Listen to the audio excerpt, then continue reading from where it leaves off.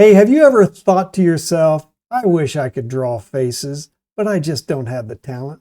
Well, Andrew Loomis would definitely disagree with that. Hey, I'm Rusty Nelson, your college art professor, and I'm taking a deep dive in a series of videos looking at Loomis's book, and we're going to find out what he is teaching.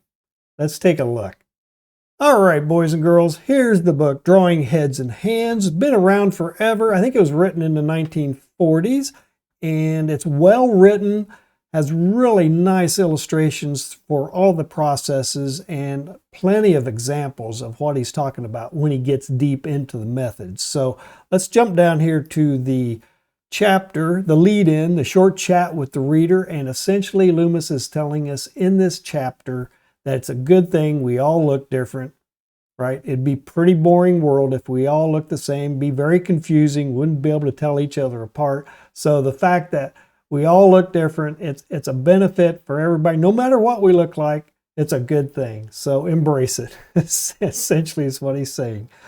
So after the lead-in, Loomis jumps directly into the content the whole book is about. Loomis is saying learning to draw the head is primarily about getting the form right. You got to get the proportion, the perspective, the lighting, the modeling, all of that set correctly before you can start adding in features and all the detail and everything that beginners tend to make the mistake of starting with before they have the overall form established that they can build the head upon. So the element that contributes the most to facial variety is the skull itself. And Loomis has an example in his book, this illustration here, of the skull. And his analogy is to place the skull in between two planks of wood and put a little pressure on it, and you can deform and squeeze the head into a range of different shapes and forms. And it's that basis of what you will build various types of portraits around.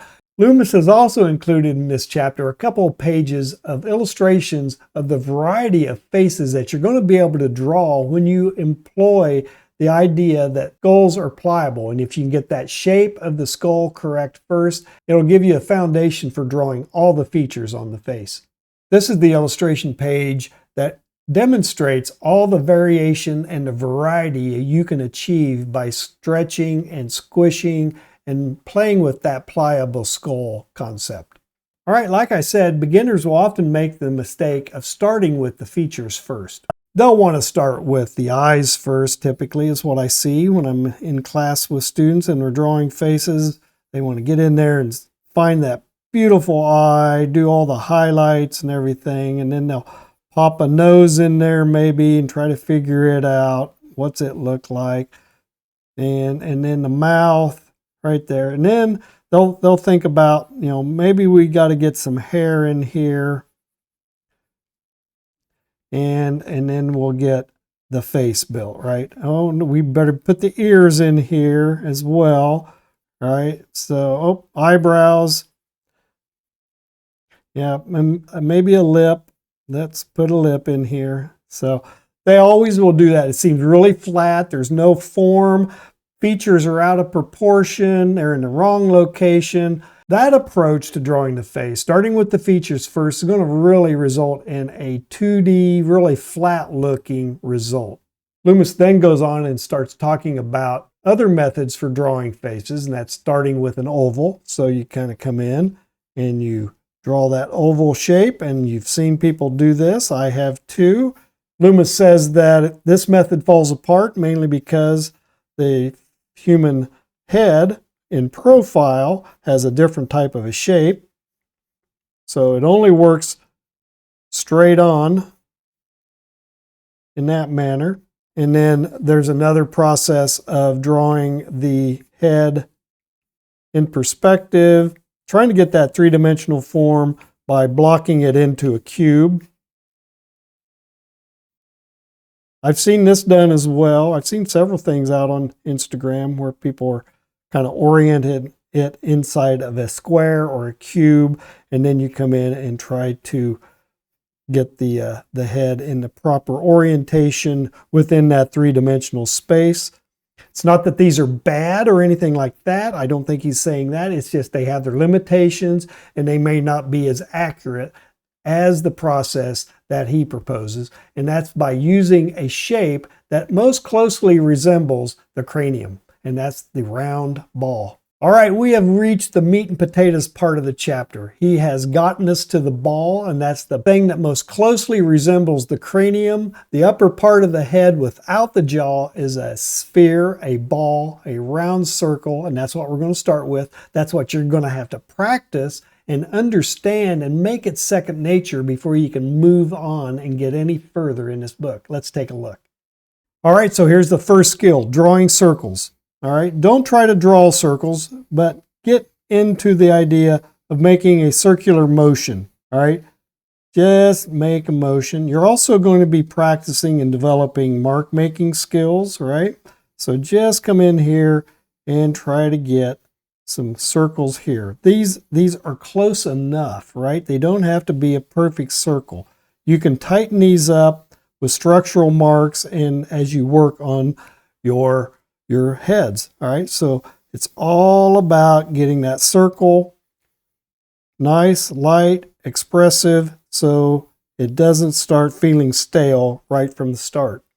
All right, next thing is about developing form. You can do form in a couple of different ways. You can add it by tone, right? So coming in with shading, right? You're shading and you're creating a sense of form through value modeling and getting that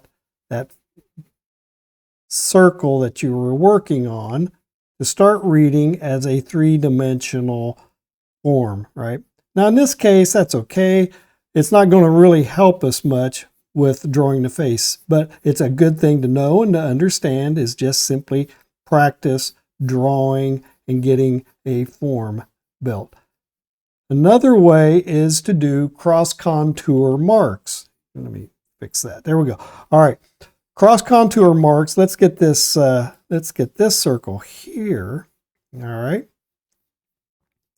So for instance, if you're looking at this circle, which is a ball, which is a sphere, straight on, eye level, directly in front of you, you essentially bisect it into quadrants, right? So this is actually a circle looking straight on, and same with this. This is horizontal, this is vertical. But if you begin to turn them, let me get this circle going. All right. Inside there, just draw an ellipse. An ellipse is essentially a circle in perspective, all right? You can do one horizontal, you can do one vertical. So you can start indicating a sense of form just by simply adding those two shapes in there, an ellipse within the initial circle. And here's the circle straight on and straight on vertical. Anything above, let's say this is the eye line and this is directly in front of the ball. Anything above the ellipse, the arc, is going to look this direction, all right?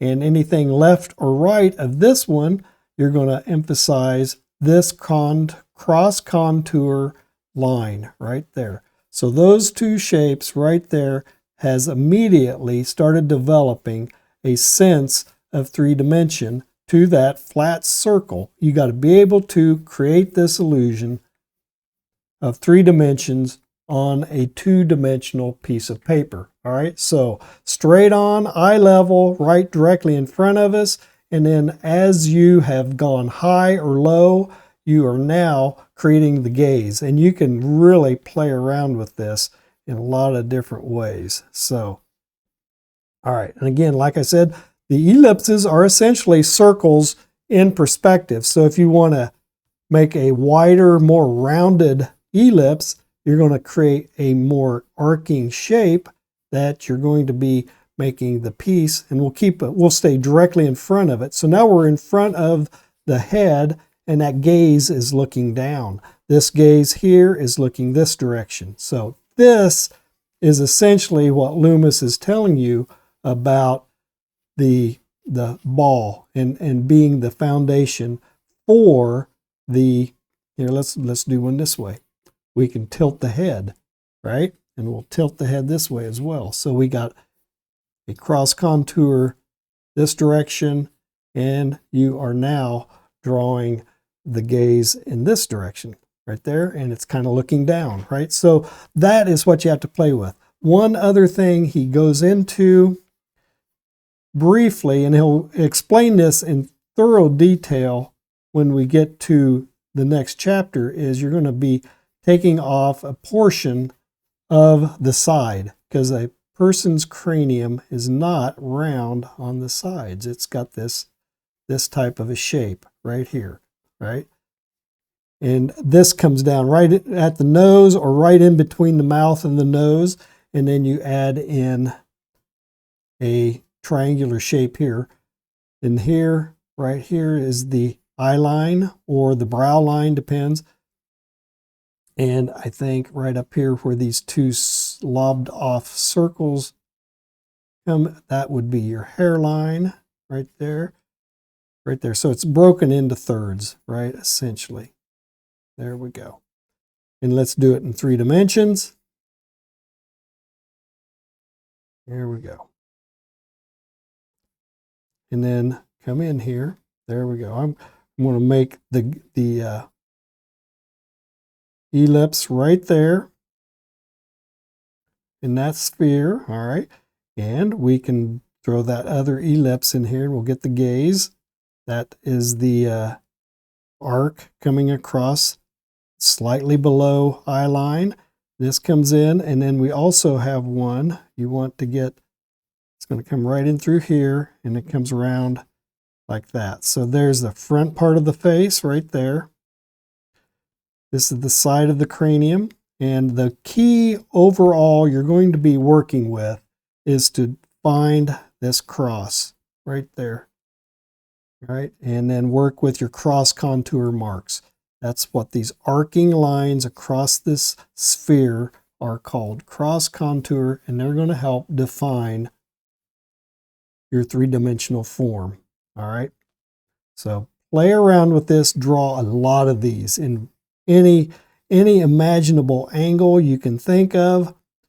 Thin ellipses, wide ellipses in there, and you're going to get a whole host of gazes happening in relationship to that sphere. You know, don't forget to lob off right there. In the next chapter, we'll start adding in the shapes for the jaw, and we'll start refining this form. But before we move on to any of that, you have to just get in the habit.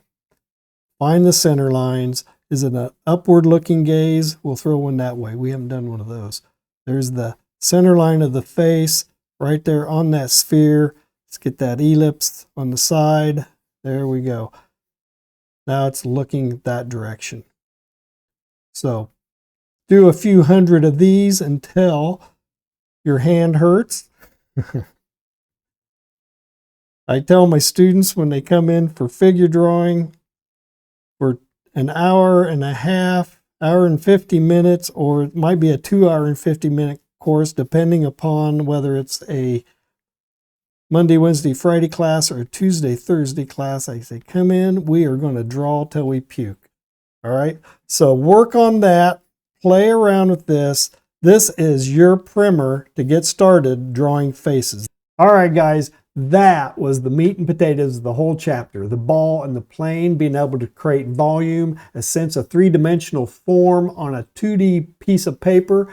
Get that gaze set correctly, the angle of the head, all of that good stuff. Practice it until you can't stand it anymore, and you're going to be well on your way into drawing faces. So let's recap. What's the main takeaways from this chapter? 1, it's a good thing we all look different, otherwise we'd all be bored to tears with looking at each other, and artists would have no good reason for drawing portraits. 2, to be able to draw heads and faces, you have to get the form right, to be able to understand the perspective, proportion, and the lighting and modeling. 3, skulls are pliable. That's why we have the variation in head shapes. 4, the shape that most closely resembles the cranium without the jaw is a ball with the sides sliced off. And that's where we're starting the whole journey on drawing faces. Once you figure out the ball and plane, the rest is just variation. This method is a very flexible, very pliable method. It isn't intended to be a rigid system that you follow. It's designed to push and pull the framework so when you add on the features, that's what's going to help you draw the individual's appearance. Hey, I hope this video was helpful on your quest to learn how to draw heads and faces. And if it was, please give me a like and a subscribe and share it out to any of your friends, relatives, and neighbors, anyone you might know who would be interested in starting a face drawing quest just like you. Head over to my video description. It'll kick you over to my website for some free downloads. I also have affiliate links there, so if you purchase anything from Amazon, I'll get a small commission. That helps out the channel immensely. Head over to Gumroad. I have 2 15-week watercolor beginner to intermediate products that you can buy. That helps the channel. And if you think I'm doing anything on this channel that is worthy of your support, go to Patreon and give me a $5 a month membership. That helps as well. So every little bit helps. You guys are the best. Thanks for watching, and I do hope you're going to get something out of these Loomis demos. I'll see you then.